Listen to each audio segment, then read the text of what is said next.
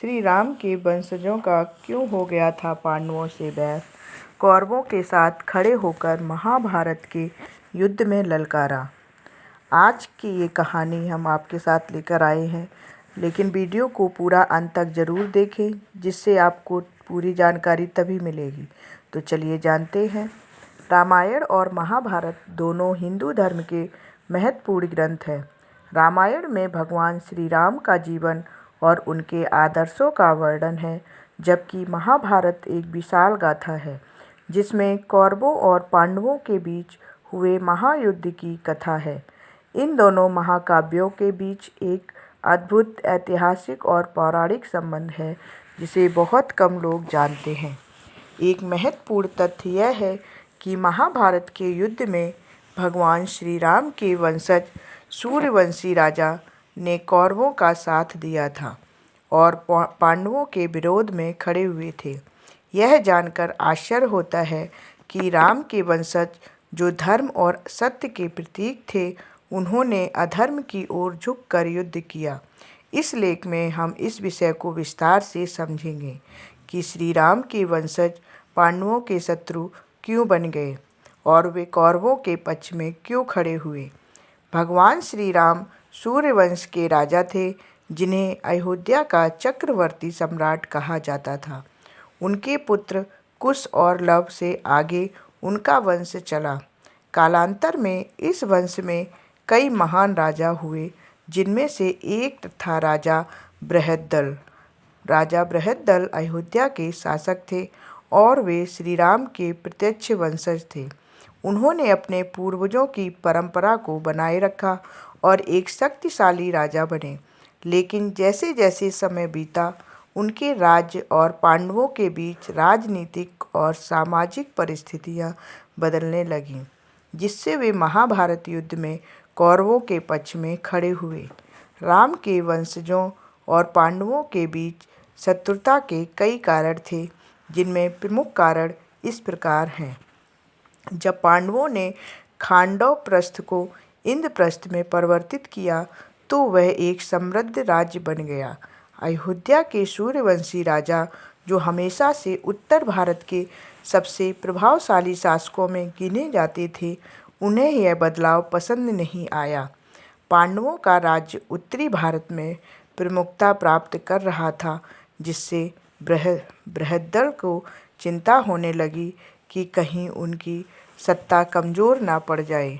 श्री कृष्ण पांडवों के समर्थक थे और उन्होंने धर्म की रक्षा के लिए कौरवों के विरुद्ध युद्ध में भाग लिया। हालांकि सूर्यवंश और यदुवंश, जिनमें श्री कृष्ण जन्मे थे, के बीच हमेशा से प्रतिस्पर्धा रही है। सूर्यवंश को लगता था कि यदुवंशी राजा धीरे धीरे उनकी सत्ता को चुनौती दे रहे हैं। यही कारण था कि बृहद्दल ने श्री कृष्ण और उनके सहयोगी पांडवों के विरोध में कौरवों का साथ देने का निर्णय लिया। राजा बृहद्दल मगध के शक्तिशाली राजा जरासंध के मित्र थे। जरासंध श्री कृष्ण और पांडवों का घोर शत्रु था। जब भीम ने जरासंध का वध किया, तो इससे बृहद्दल को बड़ा आघात लगा और उसने पांडवों से बैर ठान लिया। वह कौरवों के साथ जुड़ गया, क्योंकि वह पांडवों को अपने मित्र के विनाश के लिए दोषी मानता था। जब महाभारत का युद्ध हुआ, तो बृहद्दल ने कौरवों की ओर से युद्ध में भाग लिया। वह कौरवों की सेना के प्रमुख योद्धाओं में से एक था और उसने अपनी वीरता से कई पांडव योद्धाओं को चुनौती दी। चक्रव्यूह के दिन जब अभिमन्यु अकेले कौरवों के योद्धाओं से लड़ रहा था, तब बृहद्दल भी इस युद्ध में शामिल था। हालांकि अभिमन्यु ने अपनी अद्वितीय वीरता का प्रदर्शन किया और कई कौरव योद्धाओं को परास्त किया। महाभारत के दौरान भीमसेन और बृहद्दल का भी आमना सामना हुआ। दोनों योद्धा अत्यंत शक्तिशाली थे, लेकिन अंततः भीमसेन ने बृहद्दल का वध कर दिया। इस प्रकार श्री राम के वंशज का अंत महाभारत युद्ध के दौरान हो गया। श्री राम के वंशजों और पांडवों के बीच बैर ऐतिहासिक और राजनीतिक कारणों से उत्पन्न हुई थी। बृहद दल ने कौरवों का साथ इसलिए दिया क्योंकि राजनीतिक प्रतिस्पर्धा, इंद्रप्रस्थ के उदय से अयोध्या की सत्ता को खतरा महसूस हुआ। यदुवंश और सूर्यवंश की प्रतिद्वंद्विता, श्री कृष्ण के प्रभाव के कारण अयोध्या के राजा ने पांडवों के विरोध का निर्णय लिया। अगला कारण जरासंध से मित्रता, जरासंध की मृत्यु का बदला लेने के लिए बृहद दल ने पांडवों के खिलाफ युद्ध लड़ा।